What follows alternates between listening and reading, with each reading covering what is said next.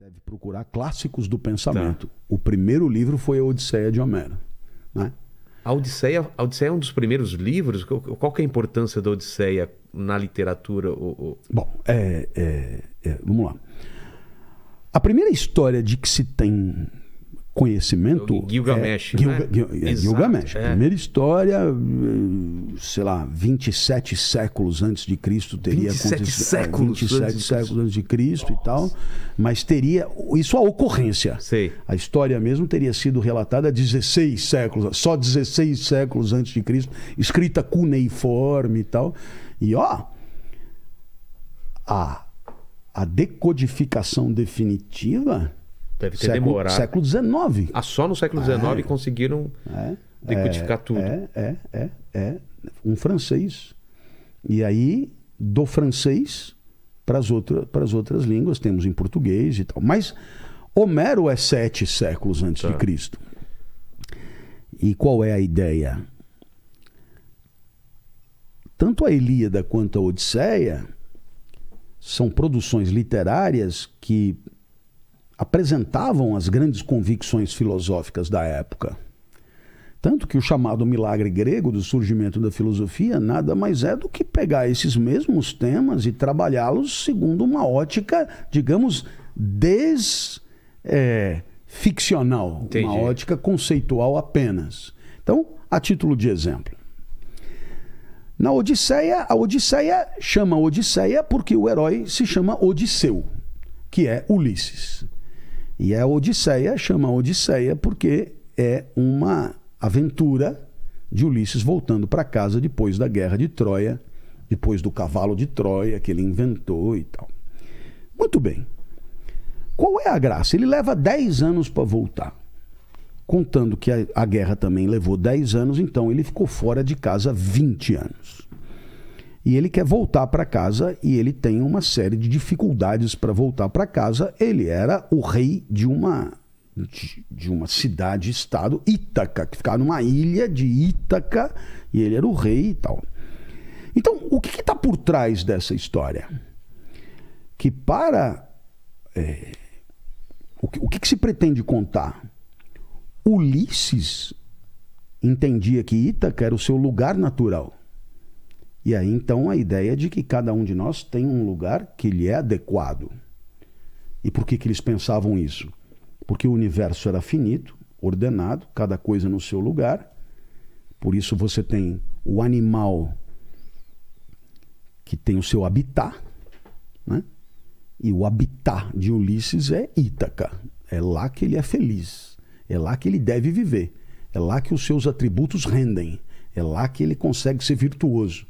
É lá que ele deve viver. Então, havia essa convicção de que no cosmos, que funciona quase que como uma máquina, né? O vento venta, a maré mareia, o sapo sapeia, a girafa girafeia, o urso não sei o quê, né?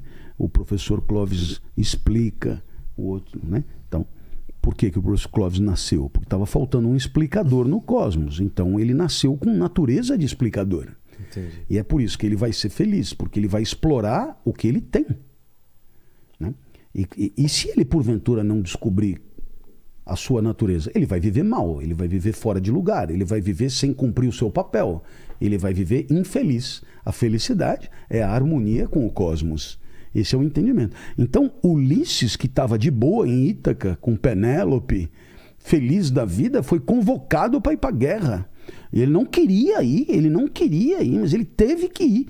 Ele ficou 20 anos fora, mas ele queria porque queria voltar, né? Porque ele sabia que ali era o seu lugar natural. Um dos lugares que Ulisses passa mais tempo é a ilha de Calipso. Calipso era uma deusa maravilhosa, incrível, uma mistura de Juliana Paz com Isis Valverde e Rui Barbosa e não sei o que e tal. E ela era apaixonada por Ulisses e gostava de sexo. E assim, era de manhã, de tarde, de noite, com ninfas. Era um resort grego numa ilha paradisíaca. E Ulisses ficou preso por Calipso, que era uma deusa. Ulisses era um humano, 7 anos, até que Zeus mandou Calipso soltar Ulisses. E Calipso vira para Ulisses, percebendo que Ulisses só ficaria se ele quisesse. Então fez uma proposta: se você ficar comigo, eu te dou a eternidade e a juventude, porque a eternidade só não adianta. Juventude não adianta. Vai virando uma uva passa. Eu te dou a eternidade e a juventude. E essa é a mensagem maior da Odisseia. Eu prefiro viver uma vida de mortal, que é a minha, porque eu sou mortal no lugar certo, do que uma vida absurda de uma coisa que não sou eu, que é uma vida de Deus no lugar errado.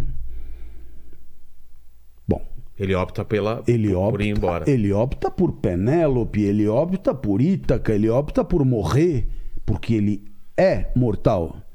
Então qual é a grande pergunta? Qual uma vida boa para um mortal? É querer viver para sempre? Claro que não, porque ele é um mortal. Portanto, a felicidade, ela deve estar alinhada à finitude. Então, essas são mensagens incríveis, são mensagens maravilhosas que depois a filosofia, do jeito dela, vai trabalhar, continuar. Então, Aristóteles, por exemplo, em grande medida se serve desse tipo de história para poder filosofar. Ora, o que você aprende daqui? Que Homero era um contador de histórias que explicava a sabedoria do seu tempo. Exato. Homero era um grande explicador. Que por meio de... Não sabemos nem se o tal do Homero existiu como Homero. Há muita... controvérsia em relação a isso? Muita controvérsia. Não se sabe se foi uma pessoa, se isso foi escrito por um grupo, uma se coletânea o cara de histórias. disse que ele era cego, não era cego. Não há nenhuma certeza sobre isso. Não importa.